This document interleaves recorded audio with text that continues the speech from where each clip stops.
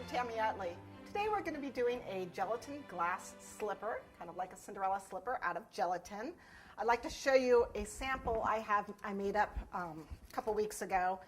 As you can see, it's kind of see-through, which is good. I put some glitter on it, which we will be doing today, and it doesn't break. It's, gelatin. It's kind of squishy. It's just gelatin, and this is a great cake topper. So we're going to be doing a round pillow cake with this shoe on it. We're going to be doing a much smaller version, but I will talk about this. Some of the things we're going to need today are some fondant to cover our cake. I'm going to be using a lavender pink kind of color. We'll need a clay gun. We'll need some cornstarch. We'll, of course, need our gelatin, unflavored gelatin. This is going to be just the Knox, but you can use any bloom. You just might have to adjust if you use a much higher bloom like Gray's Lake. You'll just have to adjust the recipe a little bit. But I'm just going to use the Knox that you find in the grocery store. We're going to need our pizza cutter. We will need a chocolate mold. This is a CK, Country Kitchen mold. And this is, gosh, I don't know how big this shoe is. I might have to measure it. But it's just this mold number right here. The medium-sized shoe. There's 4 of them on for Country Kitchen, and this is a new mold, so you should be able to find it easily. We're going to need a glass bowl. We are going to make a button, so I have a button. If you have a button mold already, just use it, but I'm just going to make my own. We'll need some Fondant Smoothers.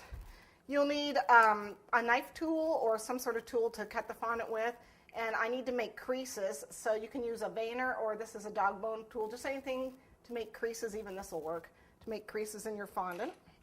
We're going to need some sort of marking pen. I have 2 different ones here because we're going to need to mark our gelatin.